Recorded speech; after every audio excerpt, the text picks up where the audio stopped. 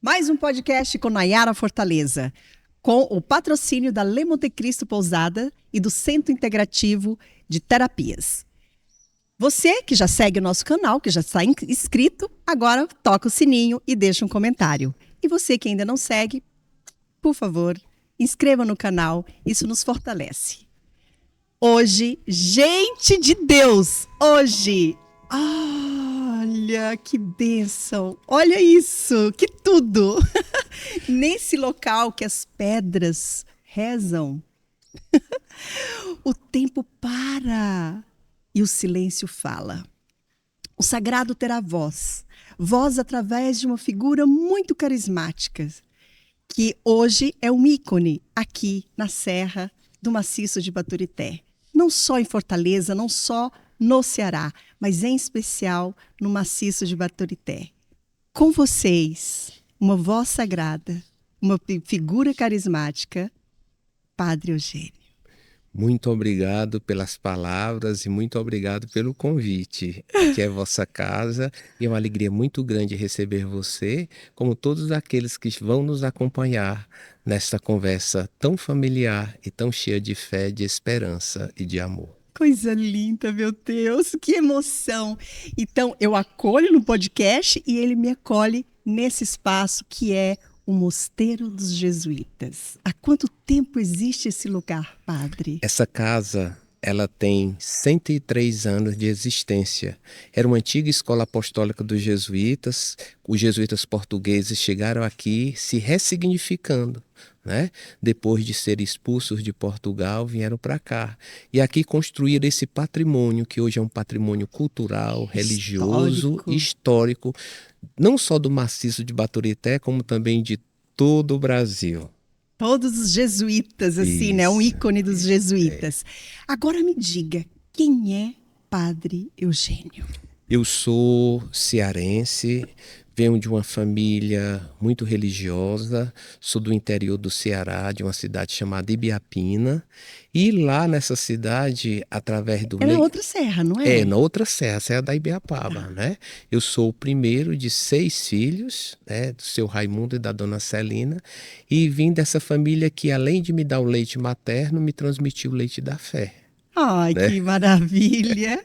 E assim, e quem é Eugênio Pacelli Correia Guiar? Tem diferença, Padre Eugênio e Eugênio Pacelli Correia Guiar? O Eugênio Pacelli é essa pessoa humana que gosta muito de servir, de se alegrar e de ajudar o mundo a ser mais humano, mais fraterno, mais cheio de vida, mais cheio de verde, mais cheio de amor. Que coisa linda, padre! E me diga assim, quando você descobriu, ok, eu tenho essa vocação, porque quando já vem de uma família religiosa, tem assim aqueles empurrãozinhos, aquele desejo do pai, da mãe, da tia, da avó. Já tinha religiosos na família? Eu sou de uma família religiosa e nós tínhamos 3 irmãs, 3 tias freiras, né? Mas a minha vocação mesmo surgiu dentro do seio familiar. Eu com 12 anos já manifestava esse desejo... Ou seja, pré-adolescente, Pré-adolescente, né? Manifestava esse desejo de me colocar a serviço de Deus, no serviço dos irmãos. Reunia na minha cidade pequena muitos jovens da minha faixa etária para a gente rezar, para a gente fazer procissões. E ali o pessoal sentia, né? Sentia que eu trazia esse dom dessa vocação bonita que Deus me chamava. Aí com 12 anos passou um padre que morou nesta casa, o padre Donizete Pires, que saiu de Fortaleza e foi ajudar o pároco da minha cidade. Chegando lá, ele perguntou ao pároco se tinha alguns jovens que manifestavam desejo de serem padres. E o padre indicou meu nome. E você já tinha ali quantos anos? 12 anos. Imagine. Aí esse padre foi falar com meu pai e nessa época eu estava terminando o Fundamental 1. E esse padre conversou com meu pai e meu pai chegou em casa, me lembro como hoje, chegou para mim e disse, meu filho, hoje foi um padre me visitar e ele perguntou se você gostaria de ir para o seminário lá em Fortaleza, continuar seus estudos. E aquilo brilhou, né? Meus olhos brilharam, disse, pai, eu vou. Então eu vim para Fortaleza com 12 anos para estudar no Colégio Santo Inácio. A partir da 5ª série, estudei da 5ª até o 3º ano. E ficava interno ali? Ficava interno. Nós morávamos 36 adolescentes sob a coordenação desses 2 padres. E ali a gente tinha esse acompanhamento espiritual. Mas nem todos seguiram a vida religiosa. Na minha cidade, na época que eu vim, vieram 3. Pelo contrário que se pensa, a igreja deixa a pessoa muito à vontade. Muito livre. Acolhe Isso mesmo. a todos que manifestam alguma tendência. É verdade. Mas se não quer, ninguém força, Não, né? não era forçado, né? Geralmente não é livre, porque uma vocação que é assumida na liberdade, ela realiza. Nada que é imposto, nada que vem de imposição leva à realização e à felicidade. Eu sempre me senti livre. Mas em algum momento teve dúvidas? Gente, será que é isso mesmo? Sim, a caminhada da gente é permeada de dúvidas, né? E eu agradeço muito a Deus, Nayara, as dúvidas que eu tive, porque cada dúvida que eu tinha era uma forma de reafirmar aquele desejo profundo. Teve algum momento que a fé também foi embora, assim? Porque quando você estuda teologia, você vê tudo, né? Tem gente que perde a fé. É verdade. Eu passei por noites escuras da fé, como todo mundo passa. Uma fé que não passa por noite escura, ela não amadurece, ela não cresce e ela não se aprofunda. Não foi testada, né? Não foi testada. E eu agradeço a Deus esse momento, porque cada dúvida era um momento de reafirmar aquele sonho bonito que eu trazia no coração. E eu pedia muito a Deus essa graça. E me fui fortalecendo, né? Hoje eu estou com 27 anos de padre jesuíta. Minha formação foi de 14 anos. Né? Me ordenei com 33 anos. Então não deu tempo nem de namorar. Eu namorava, mas aquele namorinho assim rápido, né? Sem nada assim, nenhum compromisso assim. Então enquanto tá estudando ali... Não, era livre, a gente tinha uma vida livre, não era obrigado assim. A igreja só pede depois que a gente assume os votos de uma vida mais assim, dedicada, né? Olha, que permeada bacana. pelos 4 votos. Mas eu tive experiências. Um jovem que aí de repente pensa, ele pode ir, né? Hoje em dia, entra com que idade para estudar para ser padre? Porque você foi com 12 anos, mas hoje parece que não é mais assim. Primeiro que hoje não tem mais seminário menor, né? Hoje a igreja ela é muito madura no seu acolhimento. Ela exige que a pessoa tenha uma faculdade, que a pessoa tenha uma maturidade maior, para saber se realmente é aquilo. Meus fiéis são mais exigentes mais também, exigente. Né? O povo hoje exige demais, no sentido assim, de pedir ao padre uma certa responsabilidade, uma certa coerência, uma certa formação e um certo acompanhamento, né? Isso é muito bom. Isso é bom. Todos crescem com isso, né? É verdade. E assim, como que nesse mundo moderno as pessoas muitas vezes não ficam presas a uma religião, vão mais para uma espiritualidade. Como é que um líder religioso, no seu caso, lida com essa situação da pessoa, eu quero trabalhar mais a minha espiritualidade do que a religiosidade? Como é que faz essa equação para que... Veja só, eu acredito que Deus desperta no coração de todo homem, de toda mulher, um desejo profundo de intimidade com Ele. Mais cedo ou mais tarde, todos nós nos encontramos com esse transcendente. Sim, até quem é ateu, né? Como dizia, tem espiritualidade. Isso é verdade. E o Bento XVI, na sua sabedoria, dizia assim, que em todo ateu há sempre um crente adormecido. E em todo crente tem sempre um ateu. Então nós somos um misto daquilo que acreditamos, como também daquilo que nós negamos, né? Então, a gente tem a congregação que eu pertenço, que é a Companhia de Jesus, nós temos um respeito muito grande pelo desenvolvimento religioso e espiritual de uma pessoa. A gente nunca impõe, a gente propõe e deixa o Espírito Santo trabalhar na vida da pessoa no tempo certo, na hora certa e no momento certo.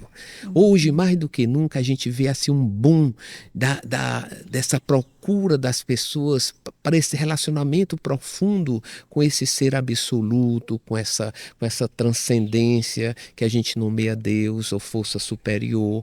Todo mundo tem essa sede, sabe? Então é preciso ter um coração muito aberto, muito acolhedor para respeitar o desabrochar espiritual que existe no coração de todo homem e de toda mulher. Até quem é ateu. Eu vejo assim no ateu, na grande maioria, uma misericórdia maior. Eles têm mais compaixão.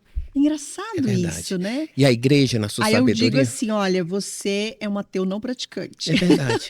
E veja só, a igreja diz que o Espírito sopra onde quer. O Espírito de Deus, que é o espiritual, essa força, esse desejo profundo que Terceira todos parte nós da temos, Trindade. isso é verdade. Ele sopra onde a igreja não chega. Tem gente que está plena do Espírito Santo que não pertence à religião, não vive uma religião, mas está cheia dos valores cristãos, do amor, da compaixão, do serviço, da entrega, né?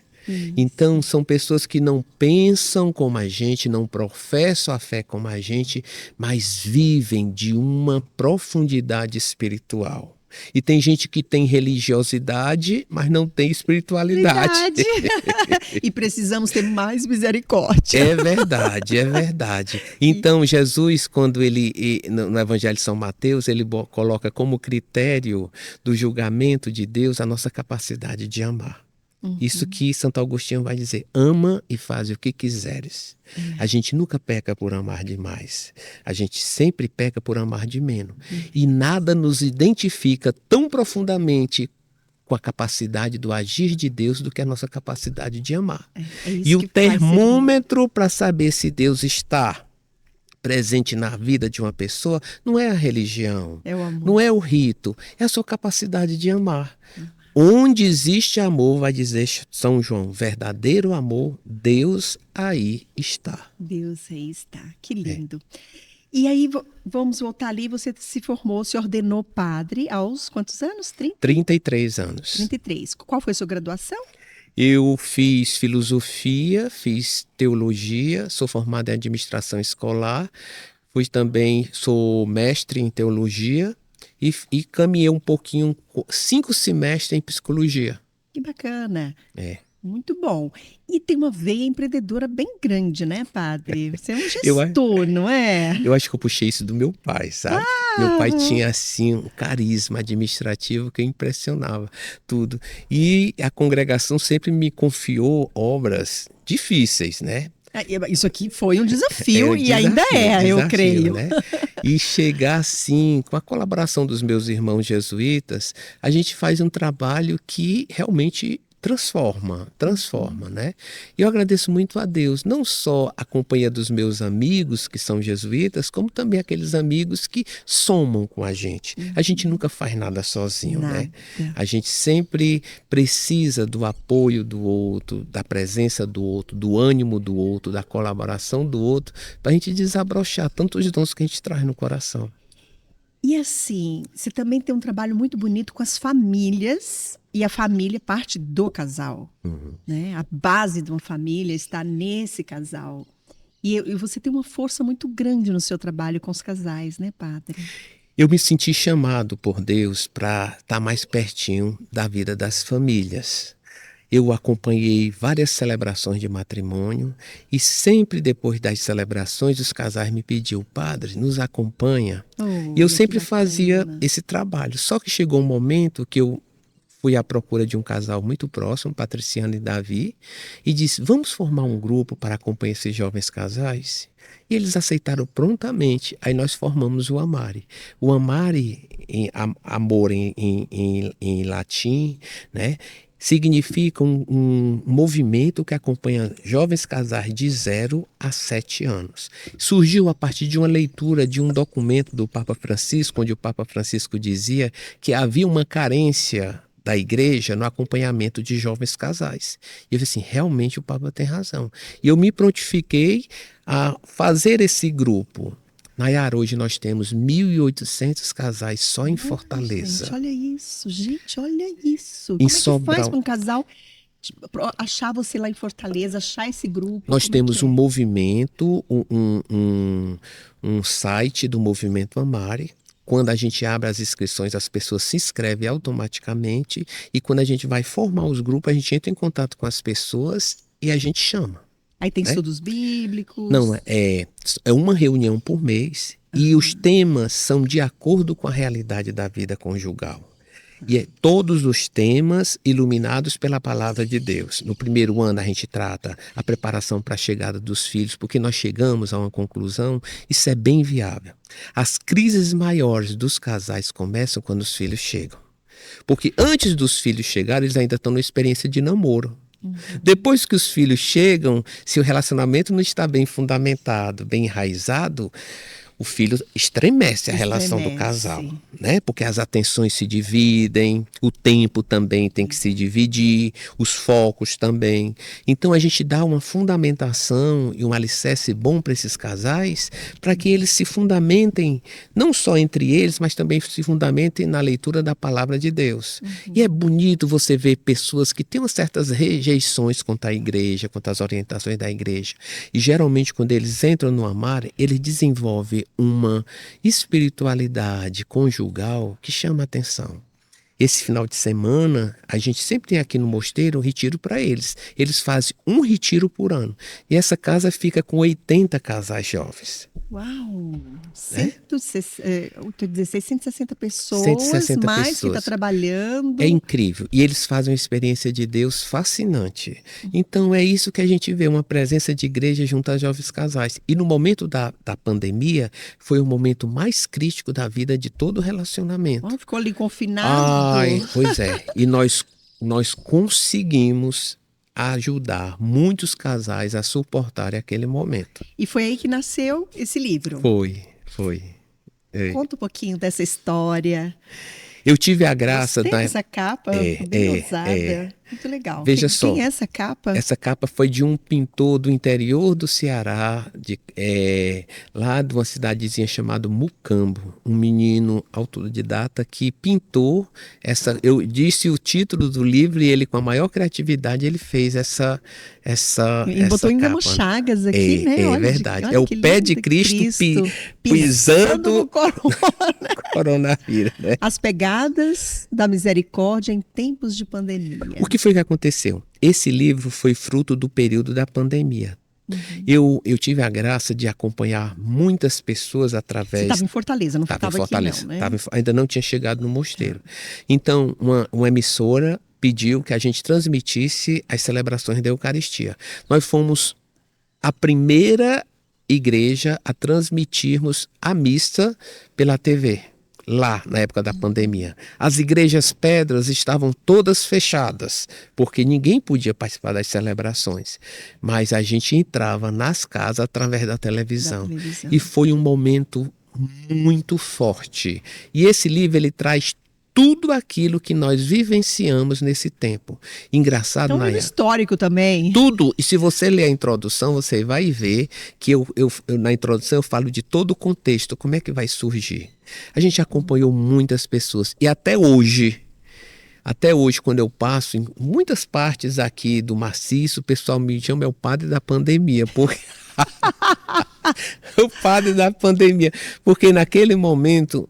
A partir dessas transmissões, a gente era uma presença de força, de coragem, de esperança para essas famílias. E às vezes eu volto para esse livro e vejo, meu Deus, como a palavra de Deus falava, a palavra certa, no momento certo, para a situação certa. Se você for ver, nós atualizamos nesse livro, através do Evangelho, todas as leituras do Evangelho. Parece que Deus falava justamente para nós naquele momento. Eu acredito. Deus usa, sim, Deus os sacerdotes. Foi. E me diga uma coisa, esse lugar tão lindo aqui, você teve oportunidade de trazer seus pais aqui? Meus pais tiveram muitas vezes, e meus pais gostavam muito daqui. E eu até vou falar uma partilha aqui com você, esse jardim que você com certeza já viu, você tem beleza no olhar, criatividade. Esse jardim não tinha nenhuma flor. A última vez que minha mãe esteve aqui... Rosas, não? Rosas. Minha mãe estava sentadinha ali, ela olhou para o jardim e disse assim, meu filho, aqui só está faltando uma coisa. E eu, o que é, mamãe? Rosas. E eu fui com aquilo na cabeça. E minha mãe tinha um dom muito grande de plantar rosas, né?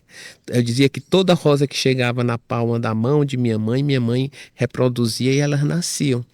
E minha mãe morreu há 2 anos atrás, né, de uma forma muito rápida, assim, perdi minha mãe e meu pai num intervalo de 4 meses, um para o outro. Né? Então eles eram bem apegados. Muito, Que é muito. comum, né? Muitos anos de casamento, Muito. na hora que um parte, logo em seguida vai o outro. É comum. É comum. E minha mãe foi fazer uma cirurgia muito pequena. E teve um trombo e ali mesmo ficou. E foi justamente, morreu numa sexta-feira santa, às 3 horas da tarde. Uau! 3 horas da tarde. Olha isso. Eu dando a unção, a extrema unção da minha mãe. Quando eu olhei, 3 horas da tarde, tocava. Na hora em que Jesus foi... Também, né? Faleceu, né? Então, aí eu fui, sepultei minha mãe. E quando estava descendo o caixão para o sepultamento, veio essa frase, flores. Aí esperei a missa de 7º dia e depois fui numa cidade ao lado da minha, São Benedito, que tem plantações de rosas lá belíssimas, né? Aí comprei mudas e trouxe. E hoje eu sinto nesse mosteiro, que eu chamo um pedacinho do céu na terra, o cheiro da minha mãe, a beleza da minha mãe, a presença da minha mãe. Então essas rosas se tornaram para mim um sacramental, né? Bem obediente esse filho. Bem obediente, né? Padre Eugênio, você conhece o Renê, meu esposo? Sabe um pouco dos dons dele. Eu também navego na fé batista. Não, eu digo que eu não deixei de ser católica. Sou batizada, sou crismada, vou para a missa, sigo todos os ritos. Mas também estudo a palavra e aprendi muito sobre Deus, Jesus, dentro do batismo, né, da Igreja Batista. Mas convivendo todos os dias, né, dividindo a minha vida, tudo, com esse homem tão fervoroso, tão católico, eu vejo milagres através deste símbolo. Eu quero saber qual é o segredo, porque eu vejo, padre, milagres na vida do meu marido, na vida da doutora Regina, que é uma prima minha, uma psiquiatra, que tudo que ela faz é ali com o texto na mão. Segredo, me conte. Veja só, o Papa João Paulo II dizia que quando a gente reza o terço, a gente contempla a vida de Jesus com o coração de Maria. O terço é uma meditação amorosa da vida de Jesus. Né? O terço não se refere só a Nossa Senhora, se refere a rezar com Maria a vida de Jesus na nossa vida. O terço ele é composto por alguns mistérios, né? Os mistérios os mistérios retratam a vida de Jesus no meio de nós. E Maria, não existe uma discípula tão perfeita do Filho como Maria. Dante dizia que ela é a mãe do Filho e a filha de Deus. A filha de Deus. E as 3 Ave Maria do terço retratam justamente isso. O relacionamento de Maria com a Santíssima Trindade. Ninguém teve um relacionamento tão profundo com a Santíssima Trindade como Maria. Maria é filha de Deus Pai. Maria é a esposa do Espírito Santo e Maria é a mãe de Deus Filhos. Né? Então ela é discípula e mãe ao mesmo tempo. É aquela que ensina, Jesus não aprendeu, Jesus não nasceu... Desculpa a ignorância, padre. Esposa do Espírito Santo. Como é isso? Porque o anjo Gabriel, quando chega para ela, diz assim, quando ela diz assim, Maria... o Espírito Santo descerá sobre ti, a luz do Altíssimo te cobrirá e tu vai gerar.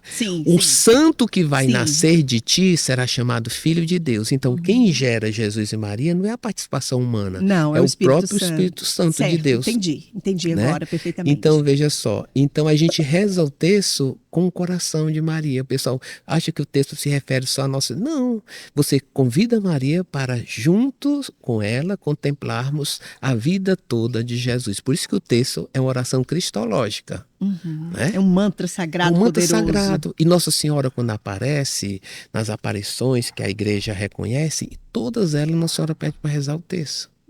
Porque rezar com ela é não tirar Jesus do coração e ela nos ensina cada vez mais a amar Jesus como ela nos amou e a amar Maria como ele a amou. Né? Então é uma oração muito poderosa. Além do própria estrutura do texto, nos ajuda a gente a se concentrar. Sim, é uma forma de meditar, Uma forma né? meditar, assim. De meditar, rezar e orar. Tem gente assim, padre, por que eu durmo na hora do texto? Eu fico bocejando, porque fica relaxada. Aí você fica bocejando e ajuda também a concentração, né? Você rezando ali, você pensa que não está fazendo isso, mas faz um efeito muito grande, né?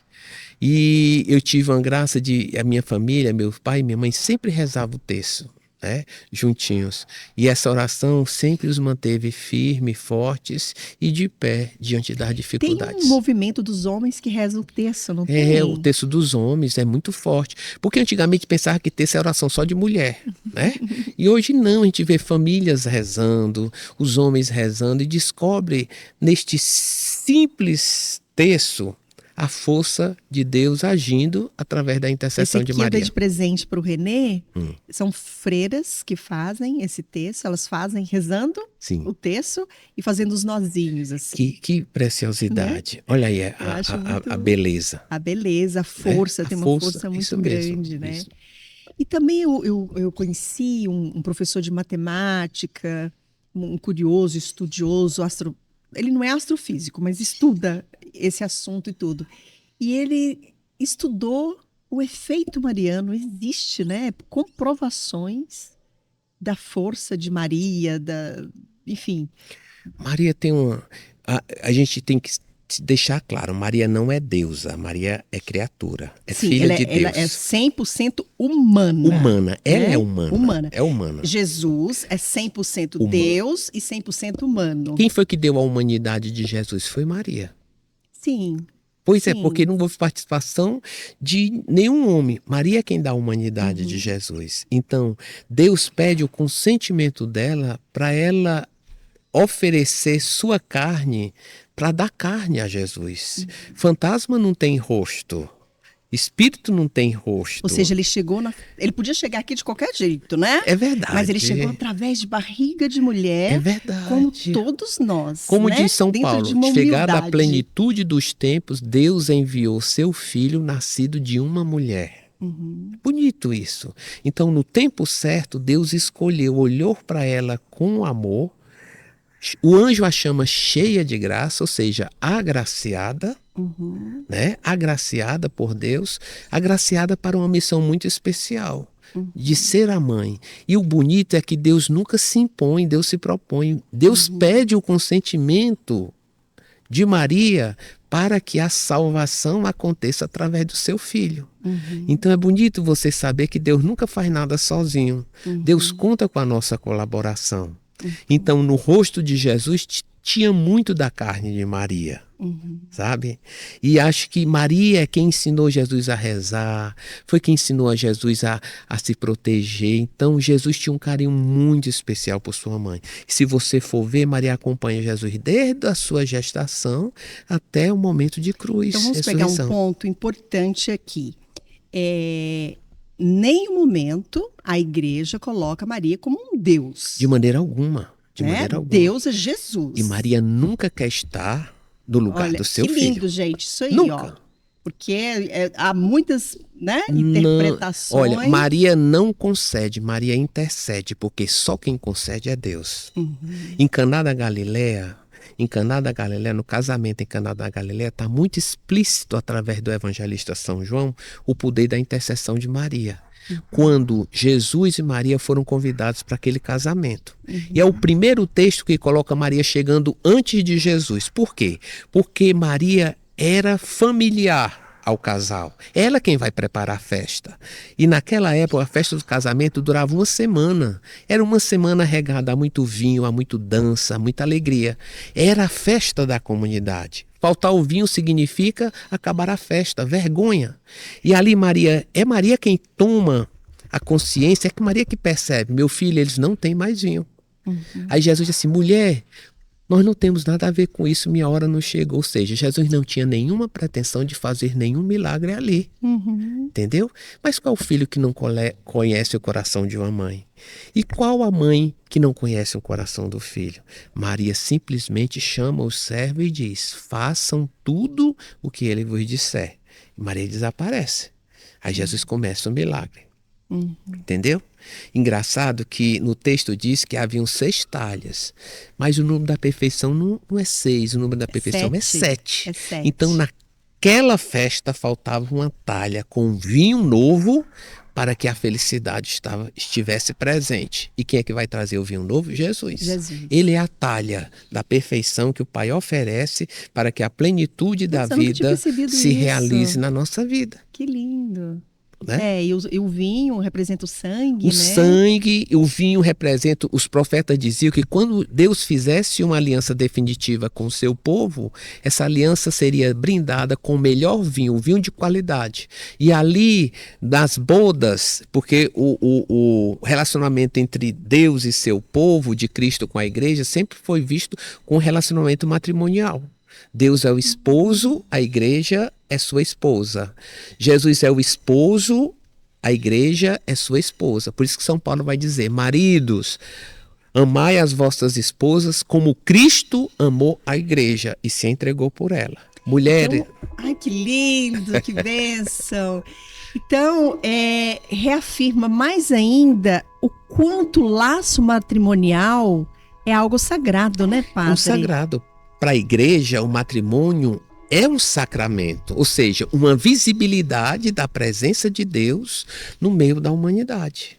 Então, toda vez que a gente celebra um matrimônio, a gente atualiza o relacionamento de Deus com seu povo e de Cristo com sua igreja. Por mais que o mundo fique de cabeça para baixo, nunca vai cair de moda esse negócio de casamento. De maneira alguma. Sempre vai ter uma força ali. E eu sempre digo, minha filha, que matrimônio tem cheiro de Deus, tem vida de Deus, tem sabor de Deus, tem proteção de Deus, tem presença de Deus. Um casal com cumplicidade, com propósito. Existe coisa mais bonita, eles né? Crescem em todas as áreas, né? Eu sempre digo, não existe matrimônio perfeito, porque nenhum dos dois são perfeitos. Mas existem matrimônios que visibilizam, assim, a presença de Deus no amor. É o lugar do equilíbrio, é o lugar da vida, é o lugar da fé. A igreja chama o matrimônio a família da primeira escola da fé. Padre, e depois você estava ali no Santo Inácio e hoje, depois de quase 30 anos, você está no Santo Inácio.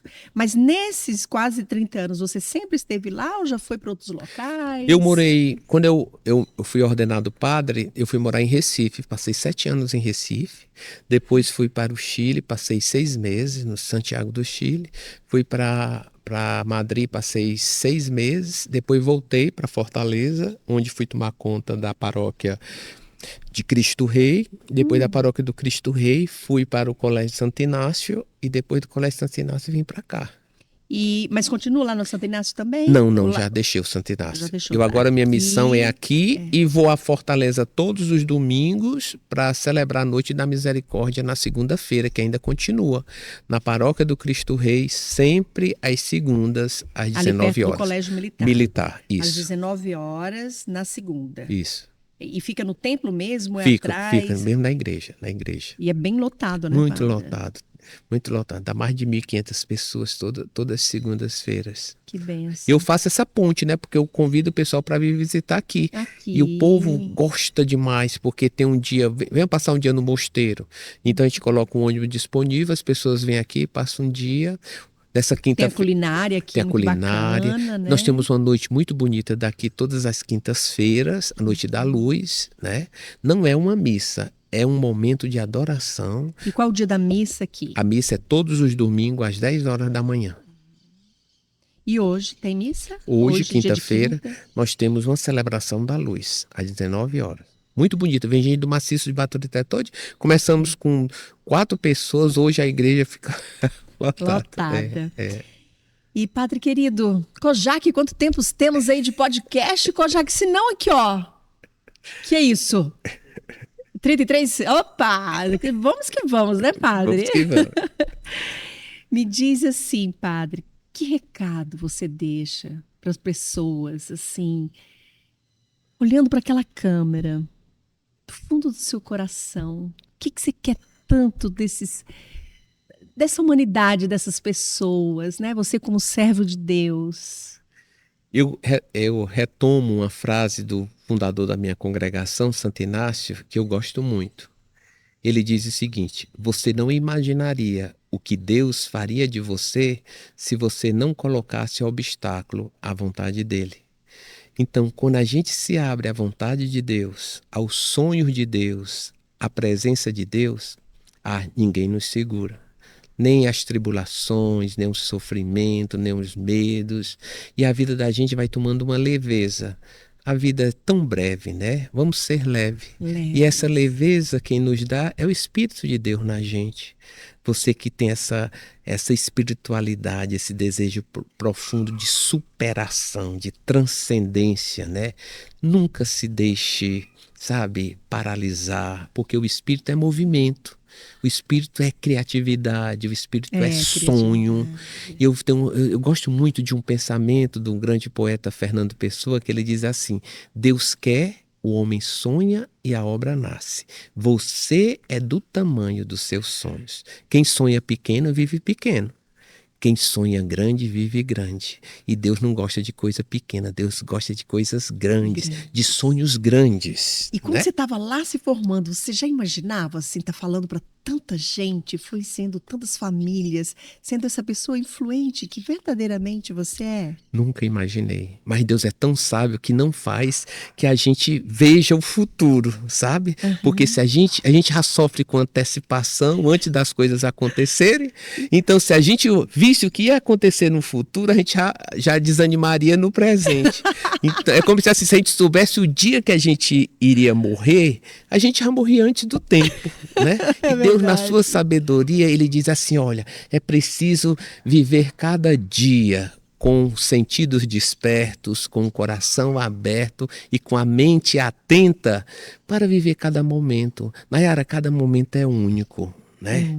É único. Quem vive bem morre bem, quem vive mal morre mal, né? Todos os dias, os antigos diziam que todos os dias a gente morre um pouquinho, né? Então, porque e tem a chance de renascer. E renascer, a vida é sempre um renascimento. Todos os dias Deus nos renasce com seu amor, com a sua graça, com seu ânimo, com seu abraço. Isso é muito bonito. Eu não sei se o padre sabe, mas o René, antes de vir para o Brasil, ele teve um casamento, o primeiro casamento de 23 anos, teve 6 filhos, e por uma questão lá eles se separaram. E aí, antes de vir para o Brasil, ele passou 3 anos morando numa casa, num monastério, que era uma casa de saúde, padres aposentados, onde ele cuidava desses padres, já idosos, né? Então ele disse que cada dia ele lavava um banheiro, que tinha banheiro demais da conta, igual aqui, né? Aí todo dia ele tomava banho, já lavava a calça jeans dele, já lavava aquele banheiro e cuidava desses padres. Em 3 anos, ele chegou a enterrar 16 pessoas que ele convivia. Isso é uma experiência muito forte, né? E ele teve essa experiência com os padres jesuítas, né? Jesuítas, aí, ó, da mesma sua. E ali, padres cultos e tudo. Mas ele disse que tinha alguns que tinham medo de morrer, padre. Eu também tive uma experiência de... Quando eu cheguei em Fortaleza, eu fui tomar conta da nossa casa de saúde, né? Aí eu me lembro que tinha um superior. E ele era muito... Quando os padres estavam quase falecendo, ele chegava, tinha um padre assim, muito antes, disse assim: olha, padre, você agora está se preparando para a morte. Vamos se preparar, daqui a pouco chega a morte. O senhor está preparado? Eu mesmo não quero ir agora. Como diz assim, todo mundo quer ir para o céu, mas ninguém quer morrer, né? Eu digo assim: Senhor, eu só quero ir na última topic. Olha lá. E olha lá, pode ser topic, mas é verdade. E por que será esse medo? Tudo é o desejo de viver. É o desejo de viver. Nós trazemos no coração um desejo profundo. Por isso que a morte nos amedronta, porque nós queremos viver. E o cristianismo vem justamente para alimentar no nosso coração essa certeza. Nós somos eternos, nós somos filhos do Pai eterno. A eternidade de Deus já mora dentro da gente. Já estamos vivendo a eternidade. Olha, assim, você vê, você com certeza perdeu já seus pais, suas... Ainda não, você acredita? Ai, não, desculpe. Olha que... Então aproveite. Eu digo assim, no meu caso, que eu perdi não, né? Meus pais partiram. O que me alimentou a esperança e o que me deu força naquele momento foi justamente isso, essa certeza de um reencontro. Reencontro, né? Aí eu me pergunto, quem não tem fé nesse momento se apega a quê? quê, gente? Se apega a quê, né? No fim, existe vida, e vida em abundância, né? Como eu conto um caso assim bonito, quando o Papa Bento XVI foi a Jerusalém, e ele foi no Santo Sepulcro. E ele chegou no Santo Sepulcro, ele disse uma frase que marcou muito o mundo. Ele disse aqui: foi aqui onde tudo começou. Foi naquele sepulcro vazio que está a razão da nossa esperança de eternidade. De eternidade. Né? Então, para aquele que crê, todos os sepulcros estão vazios. Estão vazios. Né? Então é bonita essa certeza da ressurreição. E eu dizia aos padres, apesar da gente trazer muito, alimentar a fé, a gente tem também nossas dúvidas, temos também nossos medos, temos nossas interrogações. Onde é que eu vou? A casa do meu pai tem muitas moradas. Pois é, onde é que eu vou chegar? E eu deixo para você o recado de seguir o nosso canal, de conhecer esse lugar lindo. Abre essa câmera aqui do meio, Kojak. Conhecer esse lugar maravilhoso. Estar aqui no Mosteiro dos Jesuítas, no maciço de Baturité. Conhecer toda a região, que é uma região rica, riquíssima, né? Riquíssima. Riquíssima. Nós temos água, beleza, natureza, Mata Atlântica. Tem tudo de bom aqui, né? Que você venha explorar essa terra maravilhosa que é o Ceará. Aqui é friozinho, aqui é gostoso. Que você encontre nisso tudo Deus na sua vida. Que o seu propósito maior seja: Senhor, a tua graça me basta. Amém, Padre? Amém. Amém. Assim seja. Obrigada. Obrigada a você. De todo o meu coração. Obrigada a você. Eu e o Renê estamos muito felizes. Eu agradeço sempre pelo seu sim. Vocês são tá? demais. Obrigado. E um beijo no coração para todas as pessoas. Amém. Amém.